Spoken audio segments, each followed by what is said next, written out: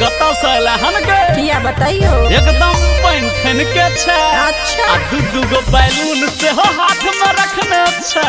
तो तोहर की जाय छोरे छौरा चल हट।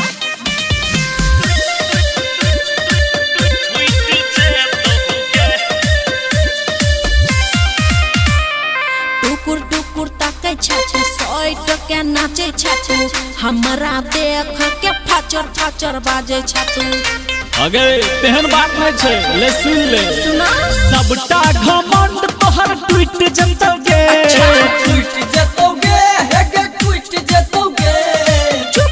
गे छौरी तोहर फूलल फूलल फुलौना गे दुनु फुट जतोगे। नाचे में ना कहमारा तू हिला के कमरिया टूट जतोगे।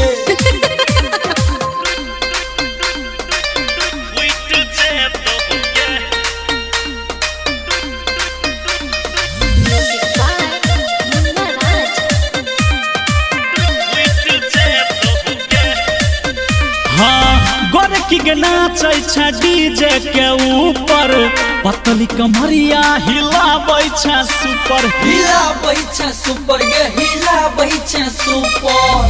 टोके नहीं तू हमारा नहीं तो भजे तो छौरा लफारा। गदरल जवानी सब लुट जतोगे। लुट जतोगे हे गे लुट जतोगे। हाँ ये छौरी तोहर फूलल फूलल फुलौना ये दुनु उड़ जतोगे। नाचे में ना कहमारा तू हिला के कमरिया टूट जतोगे।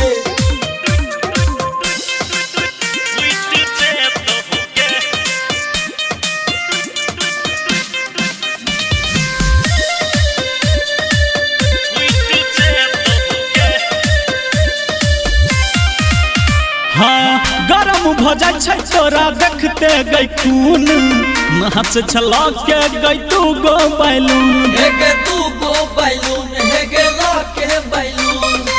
सुनेहर छौरा लफुआ बात केने बतंगर बना चल हट।